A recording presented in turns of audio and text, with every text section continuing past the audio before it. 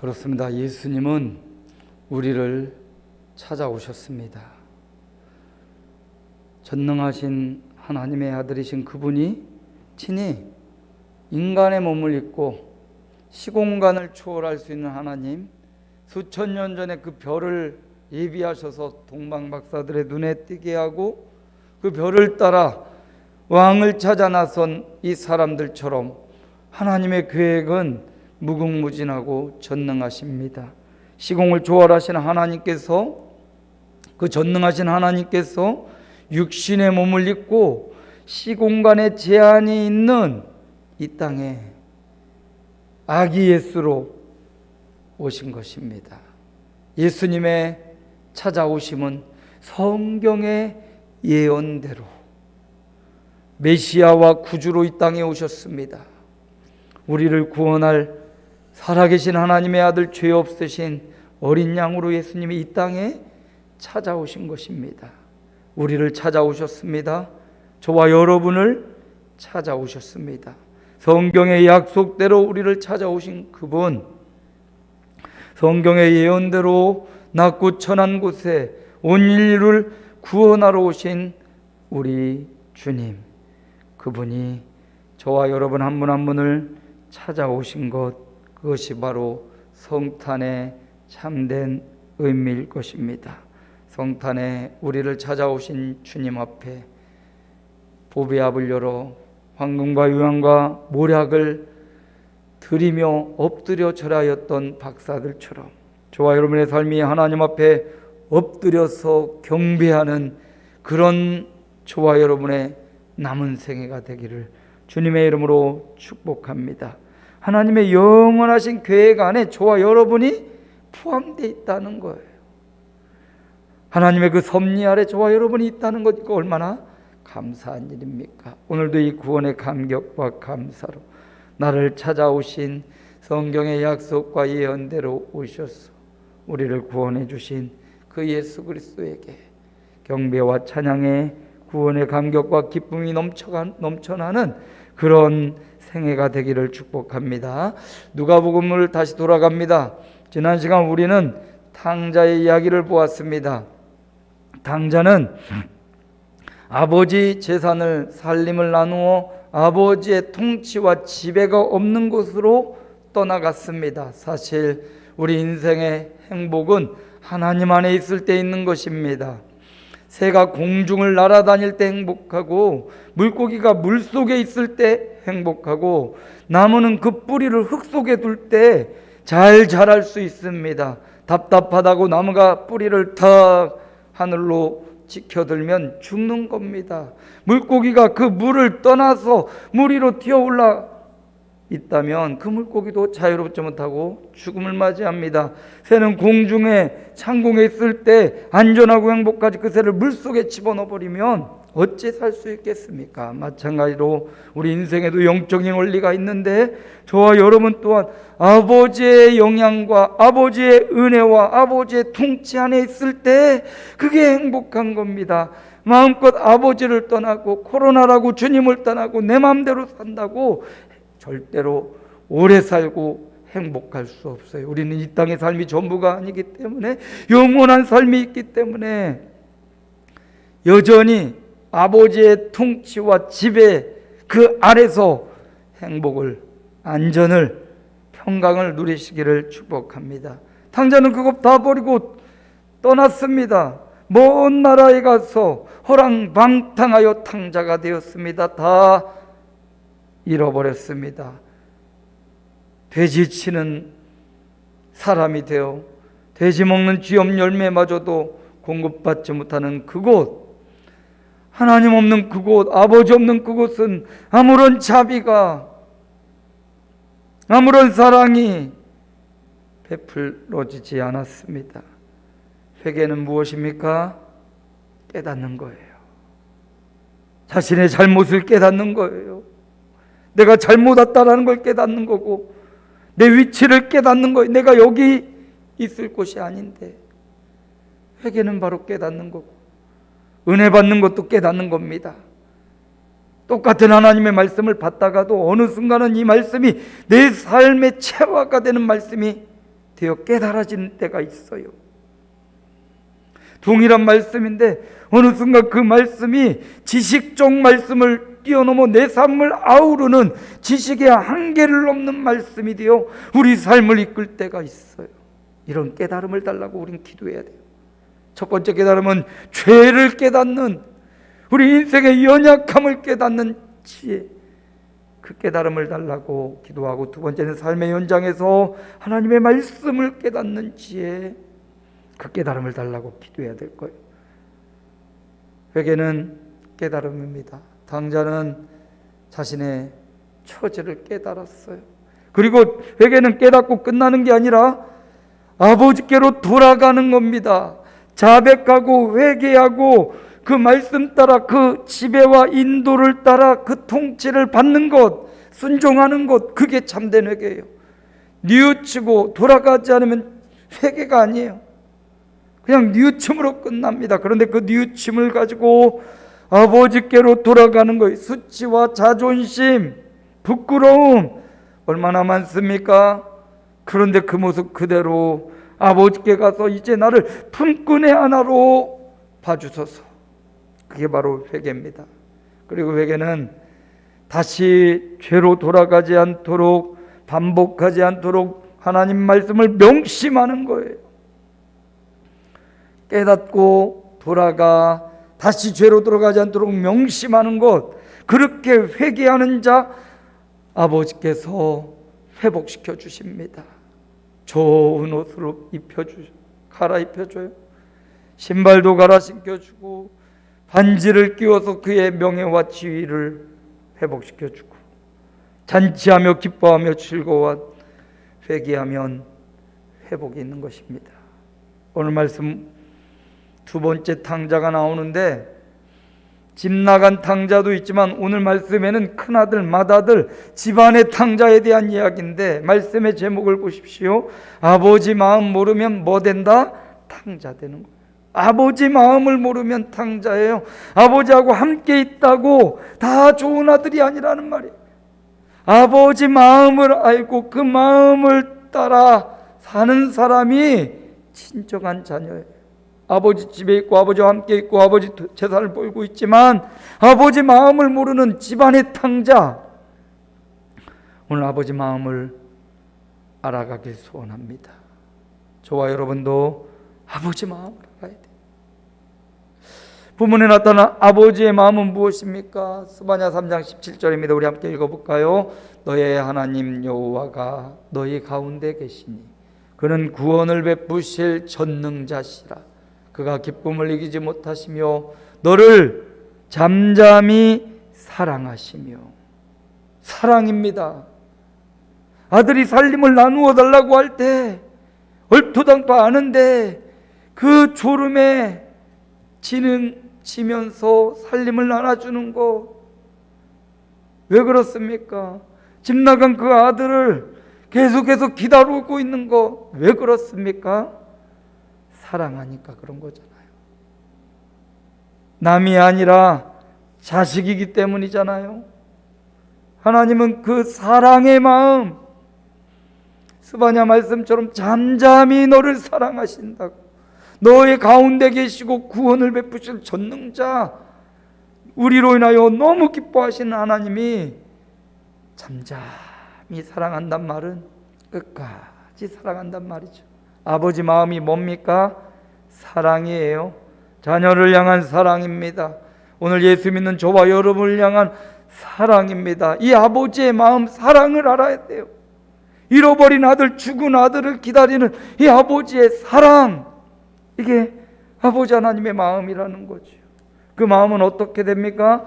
다니엘 6장 26절에 보니까 읽어봅니다. 그는 살아계시는 하나님이시요 영원히 변하지 않으실 이시며 그의 나라는 멸망하지 아니할 것이요 그의 권세는 무궁할 것이며, 그 사랑, 잠잠히 사랑하는 그 사랑이 영원히 변하지 않는다는 거예요.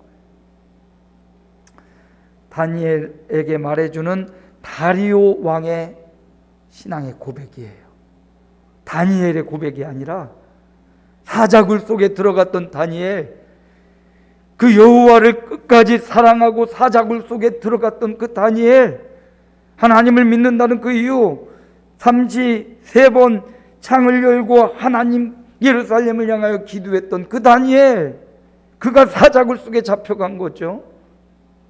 그러나 하나님이 그를, 사자의 입을 닫으시며 그를 살리셨어요. 사시는 여호와의 종 다니엘아, 네가 살았느냐? 다리오 왕이 제일 먼저 찾아와 다니엘을 걱정하며 다니엘이 살아있는 걸 보고 이런 고백을 하는 거예요. 다니엘의 하나님, 그는 살아계시는 하나님이다. 살아있는 하나님이고 살아계시는 하나님, 죽은 하나님이 아니에요. 우리의 신음소리, 우리의 부르짖음을 못 들으시는 분이 아니에요. 다 듣고 눈 밝으신 하나님, 다 보고 계신 하나님, 응답하시는 하나님, 살아계시는 하나님, 다니엘을 살리시는 하나님, 그는 영원히 변하지 않으실 것입니다. 우리를 사랑하시되 끝까지 사랑하는 하나님의 사랑을 우리는 발견할 수 있습니다. 아버지의 마음, 집을 나간 아들, 집안에 있는 아들 다 사랑하고 있는 거예요. 나만 사랑하지 않지요? 맏아들은 나만 사랑해야 된다고 그런 생각을 해요. 아닙니다. 아버지는 나도 사랑하고 우리 교우들도 사랑하고 한 사람 한 사람을 사랑한단 말이에요. 여러분, 남녀 간에 사랑 있지요. 누가 그래요? 사랑과 감기는 감출 수 없다고 그러죠. 사랑하는 사람 얼굴이 바뀌고 삶이 바뀌고 러블리 하잖아요. 사랑을 감출 수가 없대요. 감기도 걸리면 계속 기침 나고 열 나고 감출 수가 없다고 하죠. 아버지의 사랑, 감출 수 없는 우리 아버지의 사랑, 하나님의 사랑. 인간의 사랑은 변합니다. 죽고 못 살고 그렇게 하다가도 어느 순간 돌아서고 찢어지고 자식도 버리고 아내 남편 버리고 자기 길로 가는 세태의 행간을 우리가 볼 수가 있어요. 세상, 인간과 사람은 변한단 말이에요. 그런데 우리 하나님, 영원히 변치 않는 하나님이 바로 저 여러분을 사랑하신다는 거예요. 오늘 탕자 이야기에서 맏아들은 이 사랑을 이해하지 못했어요. 아버지의 그 사랑을, 잃어버린 아들, 죽었다가 살아난 아들을 사랑하는 그 사랑을 알지 못했어요. 그래서 집안의 탕자가 된 겁니다. 여러분, 아버지 마음을 모르는 자가 탕자인 거예요. 아버지의 이 사랑을 모르는 자가 바로 탕자인 겁니다. 이 아버지의 사랑은, 그 사랑의 대상이 첫 번째 나라는 사실을 잊지 마십시오. 나를 사랑하신다고. 여러분, 자기 자신도 사랑하지 못하면서 어떻게 남을 사랑할 수 있겠어요? 하나님이 사랑하는 나를, 여러분 자신을 사랑하십시오. 하나님이 주신 그 생명과 건강과 영혼, 여러분 자신을 뜨겁게 사랑해야 돼요.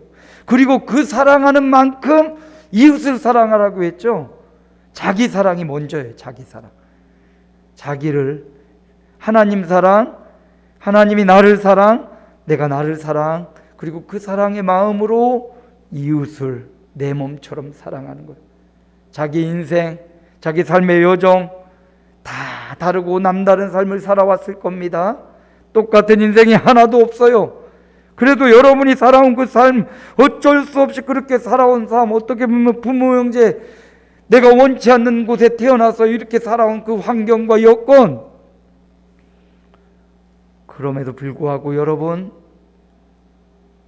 자신을, 하나님은 사랑하십니다. 그러므로 여러분도 스스로를 사랑하십시오. 그리고 아버지의 사랑을 알아 형제를, 이웃을 사랑할 수 있는 사랑의 사람이 되시기 바랍니다. 사랑은 따뜻한 거죠.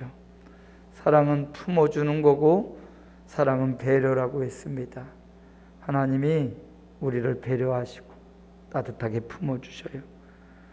그 사랑받은 여러분 스스로를 그렇게 사랑하고 여러분의 부모, 형제, 일가, 친척, 형제들, 교우들을 뜨겁게 사랑하는 것, 그 사랑이 탕자가 아닌 자녀가 되게 하는 거죠.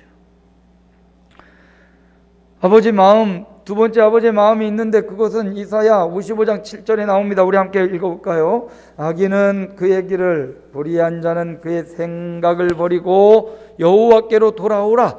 그리하면 그가 긍휼히 여기시리라. 그가 너그럽게 용서하시리라. 아버지 마음이 뭡니까? 용서하는 거예요. 잘못했다고 내치는 게 아니라 집 나가서 깨닫고 돌아온 그 아들을 너그러운 마음으로 그 품에 안아주고 용서해 주는 겁니다. 참 용서는 위대한 거예요. 우리 인생들이 다 죄로 말미암아 각각 하나님의 형벌, 지옥, 영원한 사망이 운명과 사주와 팔자예요. 그런데 우리를 용서하시는 하나님, 우리를 용서하기 위해 그의 아들을 이 땅에 보내신 하나님, 대속의 제물, 용서의 제물, 그의 아들이 생명 바쳐 죽으심으로 우리를 용서하신 거예요.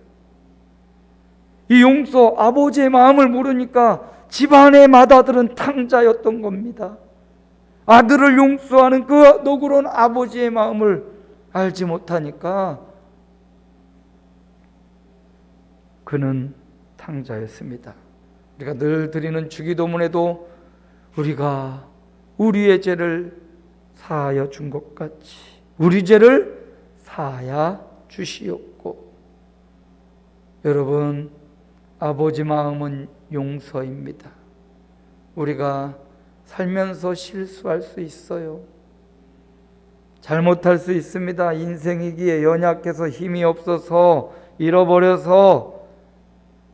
그럼에도 불구하고 주 앞에 나가면 어떻게 해요? 그의 길을, 생각을 버리고 여호와께로 돌아오라. 그리하면 긍휼히 여기시고 용서해 주겠다. 아버지께 나아오는 자, 주님 싫어버리지 않고 무시하지 않고 외면하지 않고 돌아오는 자 용서해 주시는 하나님, 아버지 마음은 용서입니다. 에베소서 4장 32절에 보니까 우리 함께 읽어볼까요? 서로 친절하게 하며 불쌍히 여기며 서로 용서하기를 하나님이 그리스도 안에서 너희를 용서하심과 같이 하라. 에베소 교인들을 향한 말이거든요. 에베소 교인들에게, 성도들에게 주시는 말씀입니다. 뭐하라고요? 친절해라. 성도들 사이 관계에서 친절하라고. 우리 교우들 지금도 친절하지만 더 친절하고 예의 있기를 바랍니다. 또 서로 용서하래요. 하나님이 그리스도 안에서 너희를 용서하신 같이 하나님이 그리스도를 통해서 우리를 용서해 준 것처럼 우리도 용서하는 공동체가 되라고 말씀하고 계신 겁니다. 세상은 용서하지 말라고 해요. 억울한 일 당하고 보복하라고 해요. 얼마 전 조두순 유아 성폭행했던 그 사람을 한 사람이 찾아가서 때렸다잖아요. 아이, 이런 놈은 죽어도 돼. 그러면서 개인적으로 보복하고 그걸 통해서 속이 수련하다고 생각하죠. 사회가 정의와 공의가 바르게 흐르면 이런 개인적 보복의 감정이 사라지는데, 사회가 이런 죄에 대한 마땅한 형벌을 주지 않을 때 개인적인 보복의 현상이 자꾸 일어납니다. 그래서 사회의 법적인 체계도 잘 정비해서 오늘날에 맞게 형량을 적당하게 죄의 값을 치를 수 있도록 해줘야 돼요. 사형제도도 저는 개인적으로는 찬성입니다. 왜냐하면 사람들이 무기징역을 살거나 뭐 이렇게 오래 살아도 성실하게 살면 다시 사회에 돌아올 수 있는 기회가 생길 수 있어요. 물론 하나님의 은혜가 좀 좋기도 하지만, 그러나 많은 사람들이 범죄에 대한 심각성을 깨닫지 못하고 재범률이 높아지고 그런 현상들이 있어서, 저는 개인적으로 정말 늘 사용을 하는 건 아니지만 정말 극우한 사람들은 영원히 사회와 이별할 수 있는 기회를 줘야 된다고 생각합니다. 우리나라도 사형 재판의 결론은 있지만 사형 제도는 아직 살아있지만 사형을 실시하지 않고 있잖아. 사형을 실행하지는 않고 있습니다. 어쨌든 사회 공동체가 잘 협의해서 어떤 정말 극악무도한 죄에 대해서는 사회와 결별할 수 있는 엄격한 처벌이 돼 있어야 조금 법을 두려워하고 사람의 생명을 존중할 수 있는 길이 열리는 것 같아요. 물론 이것을 반대하는 기독교인도 많고 있습니다. 이건 저 개인의 사견이고 그렇게 생각합니다. 악한 사람들이 너무 많이 나와요. 정말 이상하고 사람의 생명을 너무 쉽게 여기는 사람들이 참 많아요. 여러분, 그럼에도 성경은 이렇게 말하죠. 교우들끼리 친절하게 하고 불쌍히 여기고 용서하는 자가 되라고. 보복하는 자가 아니라 용서하는 자가 되라 말씀하십니다. 복수하지 말고 용서해라. 성경은 너가 개인적으로 원수를 갚으려고 하지 말라고 해요. 내가 갚아주겠다 이렇게 말씀하시죠. 사실 복수의 마음, 복수의 칼날을 계속 갈고 있으면 그 칼날에 내가 먼저 찔려요. 더 예리하게 칼을 갖고 있다가 내가 먼저 찔리고 내가 다치고, 사실 상대방은 까마득히 잃어버리고 있을 때가 많습니다. 나만 그냥 칼을 갈고 있고 나만 오랜 세월 고통과 내 스스로 간 칼에 내가 잘리고 내가 아프고 내가 고통스러운 삶을 살아가는 걸 볼 수가 있어요. 하나님의 공의하심, 이 땅의 진정한 공의와 정의는 사실 완벽한 정의와 공의는 없으니 하나님의 복수하심, 하나님의 갚으심에 맡기는 게 더 성숙하죠. 그래서 성경은 우리에게 용서를 이야기합니다. 내가 너희를 용서해 준 것 같이 너희도 서로 용서해라. 그리고 성도들끼리 가능한 그런 죄를 범하지 않도록, 용서를 구하는 자가 되지 않도록 예의와 친절과 긍휼이 먼저라는 거예요. 그러나 실수해서 어떤 죄를 지면 이런 따스한 용서가 필요해요. 아버지 마음은 용서예요. 자녀를 향한 아버지의 긍휼과 불쌍히 여김, 용서의 마음. 오늘 저와 여러분이 그런 용서를 품기를 소원합니다. 용서도요, 사랑처럼 용서도 자기를 용서할 수 있어야 돼요. 주님도 나를 용서했는데 내가 내 자신을 용서하지 못하는 경우가 참 많습니다. 내가 왜 그랬지 그러면서 자신의 실수 때문에 너무 괴로워하는 사람도 있어요. 용서도 자기 자신 스스로 하나님 앞에 회개하고 자복했다면 나 스스로에게도 나에게 너그럽고 긍휼이 필요해요. 하나님이 날 용서하셨으니 다시는 그 죄악에 들어가지 않겠다 하며 여러분 스스로를 용서해 주십시오. 그리고 여러분 스스로를 용서하는 자가 또 다른 사람을 용서해 줄 수 있어요. 왜 나만 용서하라고 해? 그 사람은요, 자기 자신을 용서하지 못한 거예요.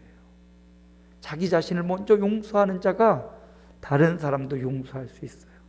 여러분의 삶, 여러분의 선택, 여러분 다시 생각하고 여러분을 용서해 주십시오.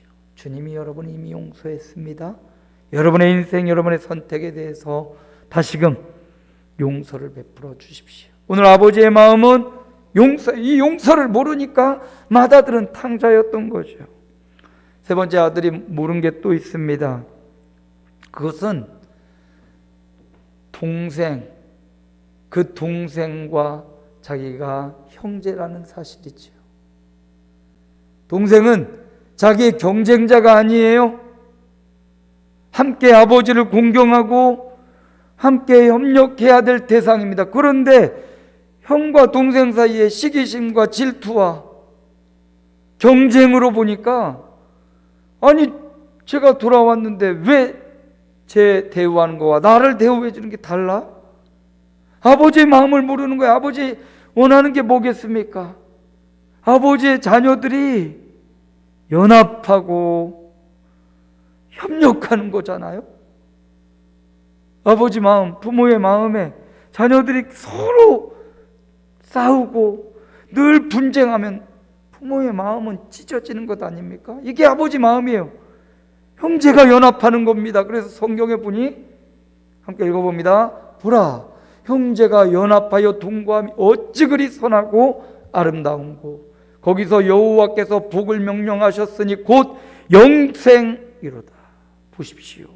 형제의 연합, 아버지 하나님의 눈에서 형제들이 서로 치고받고 네가 잘났다, 내가 잘났다, 이거 따지는 게 아니라 형제들이 연합하고 하나 되고 동거하고 서로 세워주고 살려주는 것, 거기서 하나님이 복을 명령하셔요. 그런 연합하는 그 현장에 영생의 축복을 주셨습니다. 연합해야 돼요. 아들은 이 아버지 마음을 몰라요. 형제가 연합해야 된다는 이 마음을 몰라요. 동생을 사랑하고 형님을 사랑해야 된다는, 그리고 서로 힘을 합쳐야 된다는, 악한 세상과 싸우기 위해서 둘이 힘을 합쳐야 된다는 이 연합의 정신을 모르니 탕자인 겁니다. 전 전도서 4장 12절 말씀 참 좋아합니다. 함께 읽어봅니다.